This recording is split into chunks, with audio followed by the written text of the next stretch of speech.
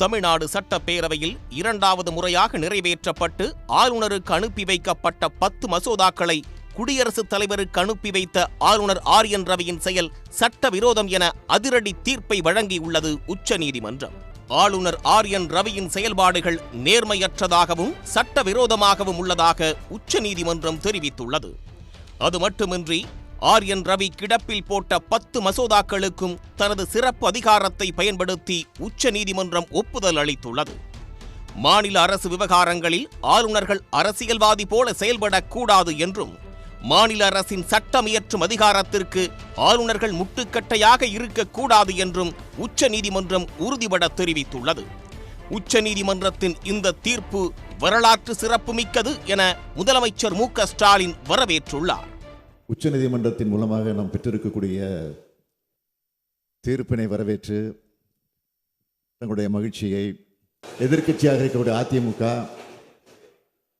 அதேபோல மாநிலத்தை மத்தியில் ஆண்டு கொண்டிருக்கக்கூடிய பிஜேபி, இந்த 2 கட்சிகளை தவிர்த்து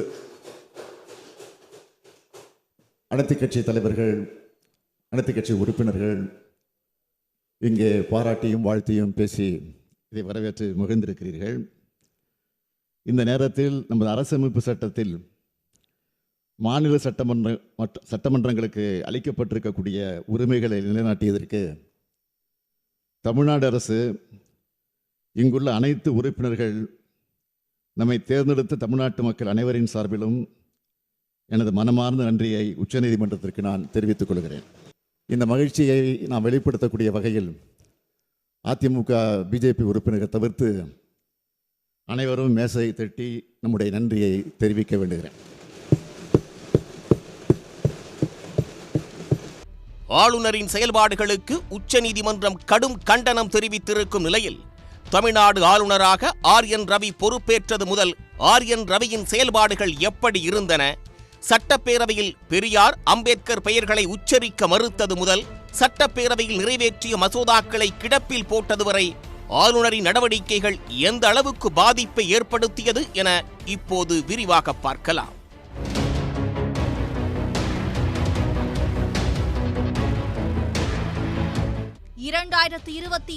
ஆண்டு முதலமைச்சர் மு.க. ஸ்டாலின் தலைமையிலான ஆட்சி அமைந்த சில மாதங்களில் நாகாலாந்து ஆளுநராக இருந்த ஆர்.என். ரவி தமிழ்நாட்டின் புதிய ஆளுநராக நியமிக்கப்பட்டார். நாகாலாந்தில் பணியாற்றிய போதே அவருடைய செயல்பாடுகள் மீது விமர்சனங்கள் எழுந்தன. மக்களால் தேர்ந்தெடுக்கப்பட்ட அரசின் செயல்பாடுகளில் அதிகமாக குறுக்கீடு செய்ததாக தேசிய ஜனநாயக கட்சியின் தலைவர் சிங்வாங் கோன்யா குற்றம் சாட்டினார். தமிழ்நாடு ஆளுநராக ஆர்.என். ரவி பதவியேற்ற பிறகும் அவரது செயல்பாடுகள் தொடர்ந்து சர்ச்சையை ஏற்படுத்தின. முதலில் ஆளுநருக்கு அரசு துறை அதிகாரிகள் அறிக்கை அளிக்க வேண்டும் என ஆளுநர் மாளிகை கேட்டது விவாதத்தை கிளப்பியது.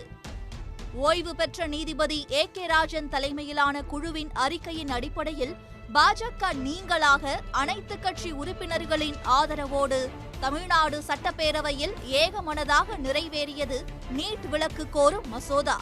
உயிர்கொல்லியாக மாறிவரும் நீட் தேர்விலிருந்து நிரந்தர விலக்கு பெறுவதற்கான இந்த மசோதாவை மாமன்ற உறுப்பினர் அனைவரும் ஒருமனதாக நிறைவேற்றி தர வேண்டும் என கேட்டுக்கொள்கிறேன். இந்த அரசும் தமிழ்நாட்டில் உள்ள அனைத்து கட்சிகளும் நடத்திய சட்ட போராட்டத்தின் விளைவாக மருத்துவ கல்விக்கான அகில இந்திய ஒதுக்கீட்டில் இன்றைக்கு 27 விழுக்காடு இடஒதுக்கீட்டினை பிற்படுத்தப்பட்ட சமுதாயத்தினருக்கு பெற்று வரலாற்று சாதனை நாம் புரிந்திருக்கிறோம்.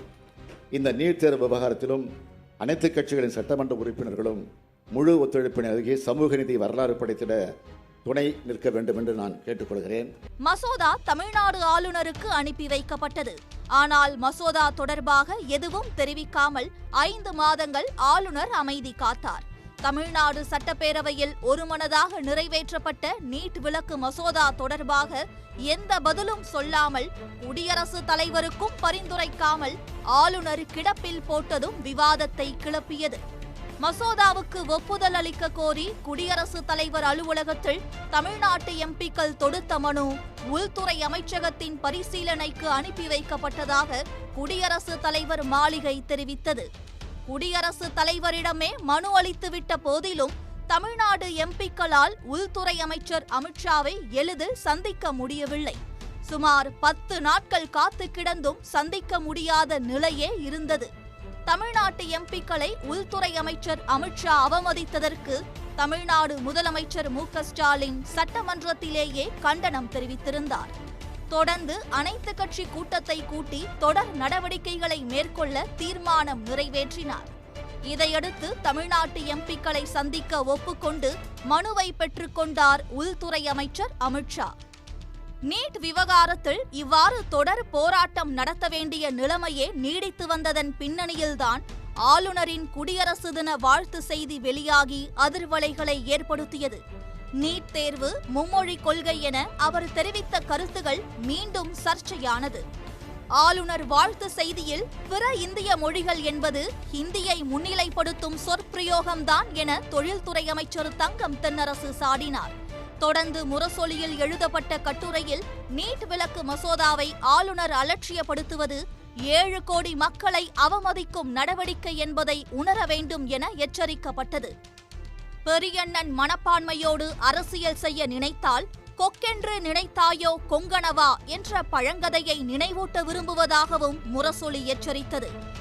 மக்களால் தேர்ந்தெடுக்கப்பட்ட தமிழ்நாடு அரசு சட்டமன்றத்தில் நிறைவேற்றி அனுப்பிய மசோதாவை குடியரசுத் தலைவருக்கு அனுப்பாமல் அந்த மசோதா குறித்து சில விமர்சனங்களை முன்வைத்து மறுபரிசீலனைக்காக சபாநாயகருக்கு அனுப்பியது அதிகார மீறல் என்ற விமர்சனம் எழுந்தது. அண்ணா நினைவு நாளில் ஆட்டுக்கு தாடியும் நாட்டுக்கு ஆளுநரும் எதற்கு என்ற முழக்கத்தை எண்ணி பார்க்கிறேன் என ட்விட்டரில் பதிவிட்டார் முதலமைச்சர் மு.க.ஸ்டாலின். உடனடியாக அனைத்து கட்சி கூட்டத்தையும் கூட்டினார் முதலமைச்சர். ஆளுநரின் நடவடிக்கை தொடர்பாகவும் நீட் விலக்கு தொடர்பாகவும் தீர்மானம் நிறைவேற்றப்பட்டு மீண்டும் மசோதாவை நிறைவேற்றி அனுப்புவது என முடிவெடுக்கப்பட்டது. மசோதா திருப்பி அனுப்பப்பட்ட ஒரே வாரத்திற்குள் சட்டப்பேரவையின் சிறப்பு கூட்டத்தில் நீட் விலக்கு மசோதா மீண்டும் நிறைவேற்றப்பட்டு அன்று மாலையே ஆளுநர் மாளிகையில் ஒப்படைக்கப்பட்டது. அதோடு நின்றுவிடவில்லை முதலமைச்சர். ஆளுநரை நேரில் சந்தித்து மசோதாவை குடியரசுத் தலைவருக்கு உடனடியாக அனுப்பி வைக்குமாறும் வலியுறுத்தினார். ஆனாலும் பிப்ரவரி 8ஆம் தேதி மீண்டும் நிறைவேற்றப்பட்ட நீட் விலக்கு மசோதா 60 நாட்கள் கடந்தும் குடியரசுத் தலைவருக்கு அனுப்பி வைக்கப்படவில்லை. மக்களால் தேர்ந்தெடுக்கப்பட்ட அரசு நிறைவேற்றிய சட்டங்கள் ஆளுநரிடம் முடங்கியுள்ளதாகவும் இது எப்படி ஜனநாயகமாகும் என்றும் சட்டப்பேரவையில் அமைச்சர் பழனிவேல் தியாகராஜன் கேள்வி எழுப்பினார்.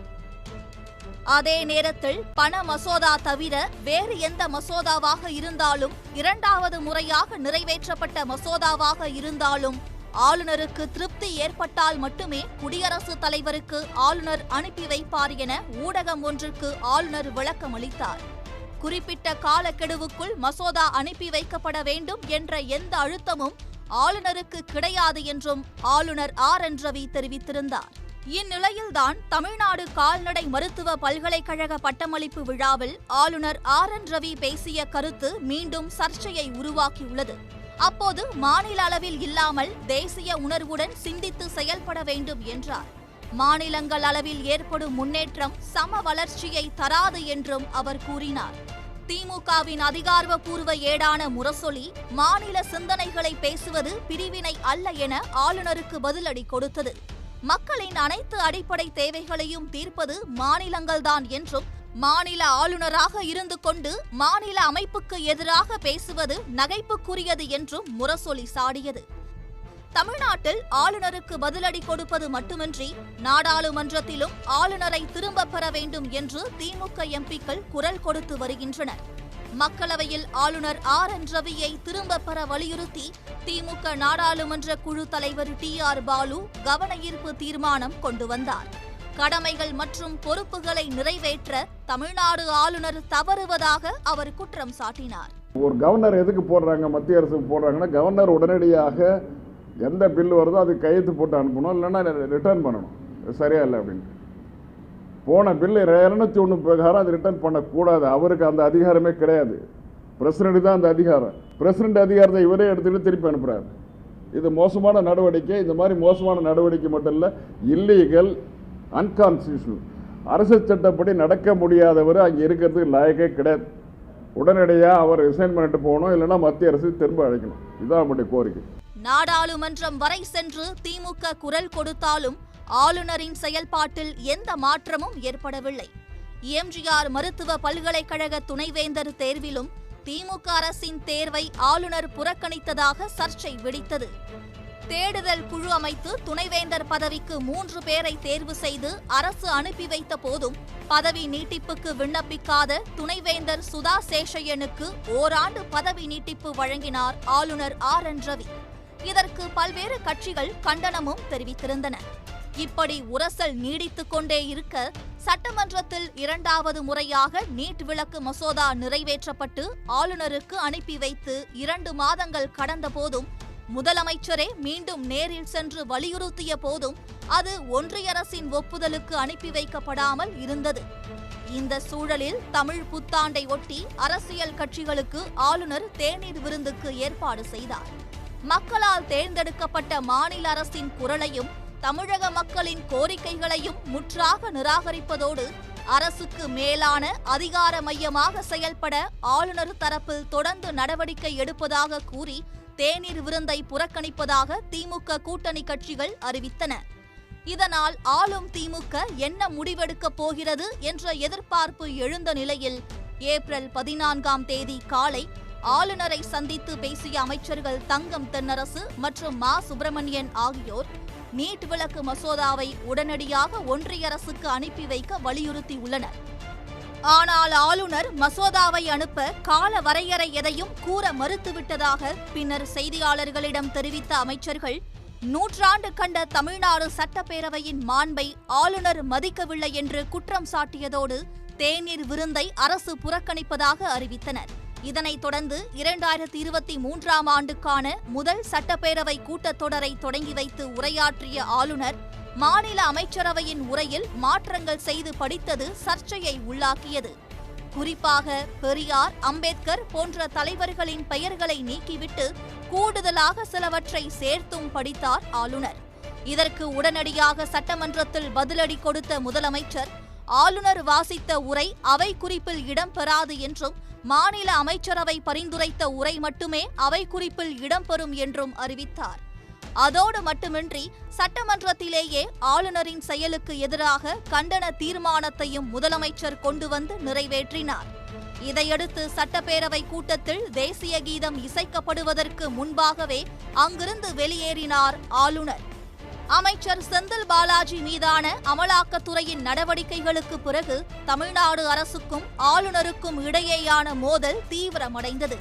அமலாக்கத்துறை நடவடிக்கைக்கு முன்பாகவே செந்தில் பாலாஜியை அமைச்சர் பதவியில் இருந்து நீக்க வேண்டும் என வலியுறுத்திய ஆளுநர், இலாக்கா இல்லாத அமைச்சராக செந்தில் பாலாஜி தொடர்வார் என்ற முதலமைச்சரின் முடிவுக்கு எதிர்ப்பு தெரிவித்தார். அமைச்சரவையில் செந்தில் பாலாஜி நீடிப்பதில் தனக்கு விருப்பம் இல்லை என அறிவித்தார். இதையடுத்து செந்தில் பாலாஜி இலாக்கா இல்லாத அமைச்சராக தொடர்வார் என அரசாணை மூலம் அறிவித்தது தமிழ்நாடு அரசு. இந்த சர்ச்சை எழுந்து 1 மாதம் கூட ஆகாத நிலையில் திடீரென அமைச்சர் பதவியில் இருந்து செந்தில் பாலாஜியை நீக்குவதாக ஆளுநர் RN ரவி திடீரென அறிவித்தார். இதனை சட்ட ரீதியாக எதிர்கொள்வோம் என முதலமைச்சர் மு.க.ஸ்டாலின் உடனடியாக பதிலடி கொடுத்தார். செந்தில் பாலாஜியை அமைச்சர் பதவியில் இருந்து நீக்கும் தமிழ்நாடு ஆளுநரின் உத்தரவு அதிர்ச்சியளிப்பதாக கூறியுள்ள சட்ட அறிஞர்கள் இது அரசியலமைப்புக்கு எதிரான நடவடிக்கை என்று பகிரங்கமாக விமர்சித்தனர். முதலமைச்சர் மற்றும் அமைச்சரவையின் ஆலோசனையின்றி மாநிலத்தின் நிர்வாக விவகாரங்களில் ஆளுநர் செயல்பட முடியாது என்று அதில் திட்டவட்டமாக நீதிமன்ற தீர்ப்புகள் குறிப்பிடப்பட்டுள்ளதை கோடிட்டு காட்டினர். முதலமைச்சரின் அதிகாரத்தை பறிக்கும் வகையில் அரசியல் சாசனத்தை மீறி ஆளுநர் செயல்படுவதாக நாடு முழுவதும் கண்டனங்கள் எழுந்தன. ஆளுநரின் செயலுக்கு எதிராக நீதிமன்றத்தை நாட தயாரானது திமுக. இந்நிலையில் அறிவிப்பு வெளியான 5 மணி நேரத்திற்குள் தனது முடிவை நிறுத்தி வைப்பதாக அறிவித்தார். ஒன்றிய உள்துறை அமைச்சர் அமித்ஷாவின் ஆலோசனைப்படி செந்தில் பாலாஜியை நீக்கும் அறிவிப்பை நிறுத்தி வைப்பதாக தெரிவித்த ஆளுநர், செந்தில் பாலாஜி மீதான தனது நடவடிக்கை தொடர்பாக அட்டர்னி ஜெனரலிடம் ஆலோசிக்கப் போவதாகவும் தெரிவித்தார். ஆளுநரின் இந்த நடவடிக்கைக்கு நாடு முழுவதும் உள்ள பல்வேறு அரசியல் கட்சிகள் கடும் கண்டனம் தெரிவித்ததோடு ஆளுநரை திரும்பப் பெற வேண்டும் என்றும் வலியுறுத்தின. தமிழ்நாடு சட்டப்பேரவையில் நிறைவேற்றப்பட்டு அனுப்பி வைக்கப்பட்ட மசோதாக்களை நிறுத்தி வைப்பது துணைவேந்தர்கள் நியமனத்தில் குறுக்கீடு செய்வது உள்ளிட்ட ஆர்.என். ரவியின் நடவடிக்கைகளை எதிர்த்து உச்சநீதிமன்றத்தில் தமிழ்நாடு அரசு வழக்கு தொடர்ந்தது. வழக்கை விசாரித்த உச்சநீதிமன்ற நீதிபதிகள் ஜே.பி. பார்த்திவாலா, ஆர். மகாதேவன் அமர்வு வரலாற்று சிறப்புமிக்க தீர்ப்பை வழங்கியுள்ளது. மசோதாக்களுக்கு ஒப்புதல் அளிப்பதில் தாமதம் தொடர்பான வழக்கில் தமிழ்நாடு சட்டப்பேரவையில் 2வது முறையாக நிறைவேற்றி அனுப்பப்பட்ட 10 மசோதாக்களை நிறுத்தி வைத்ததும், குடியரசுத் தலைவருக்கு ஆளுநர் ஆர்.என். ரவி அனுப்பி வைத்தது சட்டவிரோதம் என்று அறிவுறுத்தினர். 10 மசோதாக்களை குடியரசுத் தலைவருக்கு அனுப்பி வைத்த ஆளுநரின் நடவடிக்கையை அதிரடியாக ரத்து செய்த நீதிபதிகள் குடியரசுத் தலைவருக்கு அனுப்பி வைத்தது செல்லாது என்று தெரிவித்தனர். 2வது முறையாக சட்டப்பேரவையில் நிறைவேற்றப்பட்டு அனுப்பி வைக்கப்பட்ட அன்றே மசோதாக்களுக்கு ஒப்புதல் அளித்திருக்க வேண்டும் என்றும், ஆனால் தமிழ்நாடு ஆளுநர் ஆர்.என். ரவியின் செயல்பாடு நேர்மையற்றது என்றும் நீதிபதிகள் கண்டனம் தெரிவித்தனர். மாநில அரசு விவகாரங்களில் ஆளுநர்கள் அரசியல்வாதி போல செயல்படக்கூடாது என்றும், மாநில அரசின் சட்டம் இயற்றும் அதிகாரத்திற்கு ஆளுநர்கள் முட்டுக்கட்டையாக இருக்கக்கூடாது என்றும் உச்சநீதிமன்றம் எச்சரித்துள்ளது. அரசியல் சாசனத்தின் 200வது பிரிவின் கீழ் ஆளுநருக்கு மசோதாக்களுக்கு ஒப்புதல் அளிப்பது, மசோதாவை நிறுத்தி வைப்பது அல்லது குடியரசுத் தலைவருக்கு அனுப்புவது ஆகிய 3 வாய்ப்புகள் மட்டுமே உள்ளதாக தெரிவித்தனர். மசோதாவை குடியரசுத் தலைவருக்கு அனுப்புவது என்றால் முதல் முறை நிறைவேற்றி அனுப்பும் போதே அனுப்ப வேண்டும் என்றும், 2வது முறையாக சட்டப்பேரவையில் நிறைவேற்றி அனுப்பி வைக்கப்பட்டால் மசோதாவை குடியரசுத் தலைவருக்கு அனுப்ப முடியாது என்றும் நீதிபதிகள் தெளிவுபடுத்தினர். அது மட்டுமின்றி வரலாற்றில் முதல் முறையாக மசோதாக்களுக்கு ஆளுநர் ஒப்புதல் வழங்குவதற்கான காலக்கெடுவையும் உச்சநீதிமன்ற நீதிபதிகள் நிர்ணயித்துள்ளனர். சட்டப்பேரவையில் நிறைவேற்றப்பட்ட மசோதாவுக்கு 1 மாதத்திற்குள் ஒப்புதல் அளிக்க வேண்டும் என்றும், மாநில அரசின் ஆலோசனையின்படி குடியரசுத் தலைவருக்கு அனுப்பி வைப்பதாக இருந்தால் 1 மாதத்திற்குள்ளும், மாநில அரசின் விருப்பத்திற்கு மாறாக குடியரசுத் தலைவருக்கு அனுப்புவதாக இருந்தால் 3 மாதங்களுக்குள் முடிவெடுக்க வேண்டும் என்றும் நீதிபதிகள் திட்டவட்டமாக தெரிவித்தனர். ஒரு மசோதாவை சட்டப்பேரவை 2வது முறையாக நிறைவேற்றி அனுப்பினால் ஆளுநர் 1 மாதத்தில் ஒப்புதல் அளிக்க வேண்டும் என்றும் நீதிபதிகள் தெரிவித்தனர். ஆளுநருக்கு என எந்த சிறப்பு வீட்டோ அதிகாரமும் கிடையாது என்றும், மாநில அரசின் ஆலோசனைப்படியே ஆளுநர் செயல்பட வேண்டும் என்றும் திட்டவட்டமாக தெரிவித்தனர். மசோதாக்களுக்கு ஒப்புதல் வழங்க காலக்கெடு நிர்ணயித்தது, குடியரசுத் தலைவருக்கு அனுப்பி வைக்கப்பட்ட மசோதாக்களை ரத்து செய்தது, குடியரசுத் தலைவருக்கு அனுப்பப்பட்ட மசோதாக்களுக்கு உச்சநீதிமன்றமே ஒப்புதல் அளித்தது என பல்வேறு வகைகளிலும் வரலாற்று முக்கியத்துவம் வாய்ந்ததாக உச்சநீதிமன்றத்தின் தீர்ப்பு அமைந்துள்ளது. இதன் உச்சகட்டமாக ஆளுநரால் நிறுத்தி வைக்கப்பட்ட தமிழ்நாடு அரசின் 10 மசோதாக்களுக்கும் அரசியல் சாசனத்தின் 142வது பிரிவின் கீழ் தனது சிறப்பு அதிகாரத்தை பயன்படுத்தி உச்சநீதிமன்றமே ஒப்புதல் அளித்துள்ளது. இதற்கு முன் பேரறிவாளன் விடுதலை வழக்கில் உச்சநீதிமன்றம் இந்த அதிகாரத்தை பயன்படுத்தியது குறிப்பிடத்தக்கது. பல்கலைக்கழக துணைவேந்தர் நியமனங்களில் வேந்தரான ஆளுநருக்கு பதில் அரசுக்கே அதிகாரமளிக்கும் வகையில் 2022ஆம் ஆண்டு தமிழ்நாடு சட்டமன்றத்தில் சட்ட திருத்தம் கொண்டுவரப்பட்டு ஆளுநருக்கு அனுப்பி வைக்கப்பட்டது. ஆனால் அவர் ஒப்புதல் அளிக்காமல் திருப்பி அனுப்பிவிட்டார். இதேபோல் அதிமுக ஆட்சியில் நிறைவேற்றப்பட்ட மீன்வள பல்கலைக்கழகத்திற்கு ஜெயலலிதா பெயர் சூட்டும் மசோதாவையும் ஆளுநர் திருப்பி அனுப்பியிருந்தார். இதனையடுத்து 2023ஆம் ஆண்டு நவம்பர் 18ஆம் தேதி சட்டமன்றத்தை கூட்டிய முதலமைச்சர் மு.க. ஸ்டாலின் ஆளுநர் திருப்பி அனுப்பிய 10 மசோதாக்களை மீண்டும் நிறைவேற்றும் தீர்மானங்களை முன்மொழிந்தார். அப்போது மசோதாக்கள் 2வது முறையாக நிறைவேற்றப்பட்டு ஆளுநருக்கு அனுப்பி வைக்கப்பட்ட நிலையில் அவர் ஒப்புதல் அளிக்காமல் குடியரசுத் தலைவருக்கு அனுப்பி வைத்தார். இந்த நிலையில் தமிழ்நாடு அரசு தொடர்ந்த வழக்கில் 10 மசோதாக்களுக்கும் உச்சநீதிமன்றமே ஒப்புதல் அளித்திருப்பதால் துணைவேந்தர் நியமன அதிகாரம் மாநில அரசின் வசமாகியுள்ளது. ஆளுநர் ரவியின் செயல்பாடு காரணமாக 10 பல்கலைக்கழகங்கள் துணைவேந்தர் இல்லாமல் செயல்பட்டு வரக்கூடிய நிலையில் தற்போது உச்சநீதிமன்ற தீர்ப்பால் துணைவேந்தர் தேடுதல் குழுவை நியமிக்கும் அதிகாரம் அரசின் வசம் சென்றது. மேலும் யுஜிசி தனது பிரதிநிதியை தேடுதல் குழுவில் நியமிக்க வேண்டும் என்ற விதிமுறை தமிழ்நாட்டிற்கு பொருந்தாது என்ற நிலையும் உச்சநீதிமன்ற தீர்ப்பின் மூலம் கிடைத்துள்ளது. உச்சநீதிமன்றத்தின் இந்த தீர்ப்பை முதலமைச்சர், அரசியல் தலைவர்கள், பத்திரிகையாளர்கள் என பல்வேறு தரப்பினரும் வரலாற்று முக்கியத்துவம் வாய்ந்த தீர்ப்பு என்று வரவேற்றுள்ளனர். சட்டமன்றத்திலேயே உச்சநீதிமன்ற தீர்ப்பை வரவேற்று பேசிய முதலமைச்சர் மு.க. ஸ்டாலின் வரலாற்று சிறப்பு மிக்க தீர்ப்பு என்றும் இந்தியாவில் உள்ள அனைத்து மாநிலங்களுக்கும் கிடைத்திருக்கும் வெற்றி என்றும் மகிழ்ச்சி தெரிவித்துள்ளார். இந்த சட்டமன்ற பேரவையில் நாம் நிறைவேற்றி மாண்புமிகு ஆளுநரின் ஒப்புதலுக்காக அனுப்பி வைத்த பல முக்கிய சட்ட முன்வடிவுகளுக்கு ஒப்புதல் தராமல் திருப்பி அனுப்பினார். அந்த நிலையில் அவற்றை நாம் மீண்டும் இங்கே நிறைவேற்றி அனுப்பி வைத்தோம். 2வது முறை சட்டமன்ற பேரவை நிறைவேற்றிய சட்ட முன்வடிவுகளுக்கு மாண்புமிகு ஆளுநர் அவர்கள் ஒப்புதல் அளித்தே ஆக வேண்டும் என்று அரசியல் சட்டம் வரையறுத்திருந்த போதிலும் இவற்றுக்கு ஒப்புதல் அளிக்காமல் ஆளுநர் அவர்கள் காலம் தாழ்த்தி வந்ததோடு அதற்கு தனக்கு அதிகாரம் இருப்பதாகவும் தெரிவித்து வந்தார். இதனை எதிர்த்து தமிழ்நாடு அரசு மாண்புமை உச்சநீதிமன்றத்தில் வழக்கு தொடுத்ததில் தமிழ்நாடு அரசின் வாதத்தில் இருந்த நியாயத்தை ஏற்று மாண்புமிகு ஆளுநர் அவர்கள் நிறுத்தி வைத்திருந்தது சட்டவிரோதமானது என்றும் அந்த சட்ட முன்வடிவுகளுக்கும் ஆளுநர் அவர்கள் ஒப்புதல் அளிக்கப்பட்டதாக கருதப்பட வேண்டும் என்றும் தெரிவித்து வரலாற்று சிறப்புமிக்க தீர்ப்பினை இன்றைக்கு மாண்புமை உச்சநீதிமன்றம் வழங்கியுள்ளது. இந்த தீர்ப்பு தமிழ்நாட்டுக்கு மட்டுமின்றி இந்தியாவில் உள்ள அனைத்து மாநில அரசுகளுக்கும் கிடைத்த மாபெரும் வெற்றியாகும். திராவிட முன்னேற்றக் கழகத்தின் உயிர் கொள்கையான மாநில சுயாட்சி, மத்திய கூட்டாட்சி தத்துவம் ஆகியவற்றை நிலைநாட்டிட தமிழ்நாடு போராடியது. தமிழ்நாடு போராடும், தமிழ்நாடு வெல்லும்.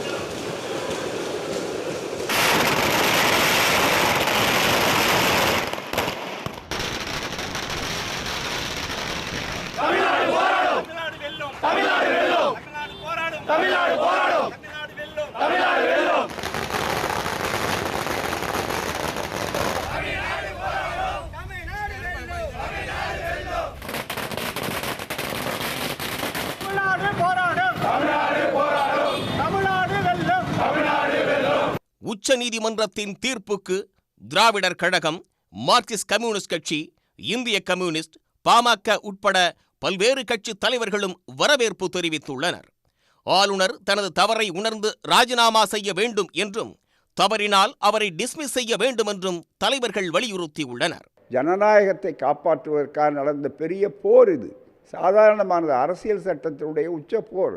ஒரு மாநிலம் அல்ல, எல்லா மாநிலங்களிலும் பல மாநிலங்களில் ஆளுநர்கள் அரசியல் கருவிகளாக பயன்படுத்தப்படுகிறார்கள். என்றால் மக்கள் விரோத ஒரு நிலை, மக்களுடைய ஆதரவு இல்லை என்று சொல்லும்போது கொல்லைப்புற வழியாக இப்படிப்பட்ட முயற்சிகளை செய்யலாம் என்பதற்கு இனிமேல் அப்படி செய்ய முடியாது என்பதற்கு இந்த உச்சநீதிமன்றம் ஒரு நல்ல அளவிற்கு ஒரு முற்றுப்புள்ளி வைத்திருப்பது வரவேற்க தகுந்த ஒன்று. இந்த தீர்ப்பு வரவேற்கத்தக்கது. இந்த தீர்ப்பை ஆளுநர் அவர்கள் புரிந்து கொண்டு அதன்படி செயல்பட வேண்டும் என்று நான் கேட்பதை விட அவர் இதை உணர்ந்து, இது ஒரு கடுமையான தண்டனை மாதிரி. ஏற்கனவே பல முறை நீதிமன்றங்கள் ஆளுநருடைய செயல்பாட்டை கண்டித்திருக்கிறது. அவர் இதை உச்சநீதிமன்ற தீர்ப்பை அடுத்து அவர் ராஜினாமா செய்வது அவருக்கும் நாட்டுக்கும் நல்லது. இது ஆளுநர் ஆர்.என். ரவி அவர்களுக்கு புகட்டி இருக்கிற ஒரு பாடம். இவரைப் போல வெறும் சனாதன பின்னணியில் அரசியல் செய்யக்கூடிய ஆளுநர்கள் அனைவருக்கும் இது மறக்க முடியாத ஒரு பாடமாக அமையும் என்று நான் நம்புகிறேன். அவருடைய டென்யூர் முடிஞ்சு 6 மாதம் ஆகிறது. 6 மாதம் ஆகியும் உட்கார்ந்து கொண்டிருக்கிறார். இதை ஒன்றிய அரசும் வேடிக்கை பார்த்து கொண்டிருக்கிறது. இந்த தீர்ப்புக்கு பிறகு இதை மானசீகமாக மாரலி அக்செப்ட் பண்ணிட்டு அவர் இன்று இரவே இங்கேருந்து ராஜ்பவன் விட்டு புறப்பட்டு போனால் அவர் சுயமரியாதைக்காரர். இதில் ஆளுங்கட்சி எதிர்கட்சின்னு எல்லாரும் சேர்ந்து நிறைவேற்றக்கூடிய தீர்மானம். இந்த தீர்மானத்தை கிடப்பில் போடுறது என்பது ரொம்ப வருத்தமளிக்கிற செயல். இதை தமிழக அரசின் சார்பில் மேல்முறையீடு செய்து உச்சநீதிமன்றம் தீர்ப்பு வழங்கியிருக்கிறது. இந்த தீர்ப்பு என்பது மாநில அரசுகளின் உரிமையை காக்கிற ஒரு தீர்ப்பாக தான் நாங்கள் பார்க்குறோம்.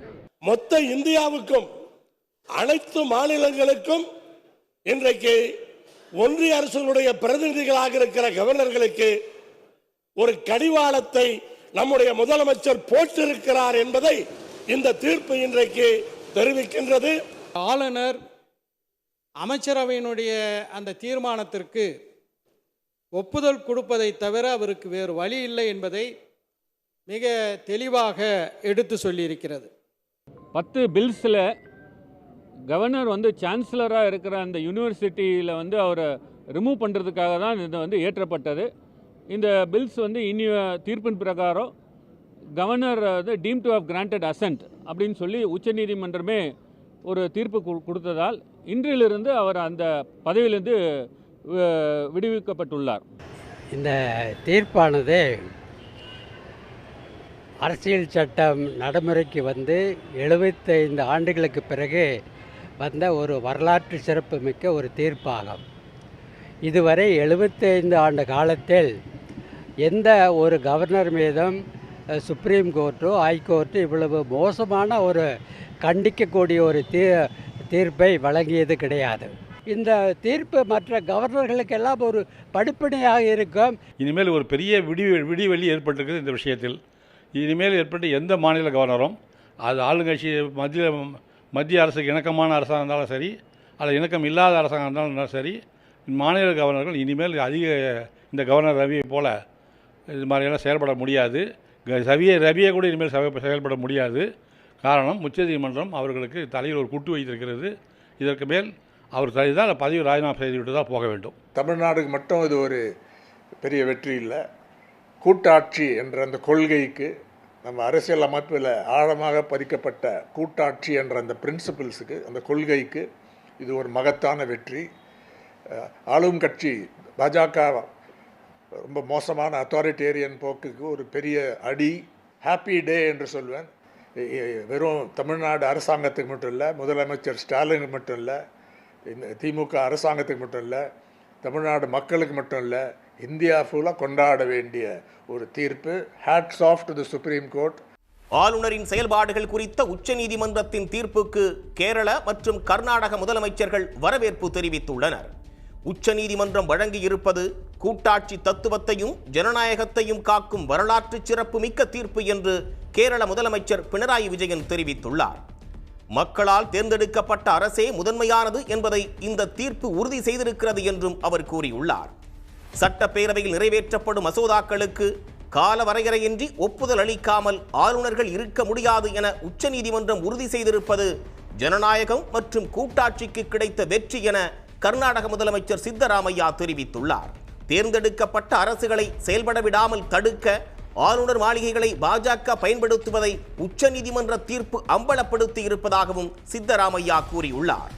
ஆளுநரின் செயல்பாடுகளுக்கு உச்சநீதிமன்றம் கடிவாளம் போட்டிருக்கும் இந்த சூழலில் இனிமேலாவது ஆளுநரின் செயல்பாடுகளில் மாற்றம் ஏற்படுமா என்பதை பொறுத்திருந்துதான் பார்க்க வேண்டும். உடனுக்குடன் செய்திகளை தெரிந்து கொள்ள சன் நியூஸ் பெல் ஐகானை கிளிக் பண்ணுங்க.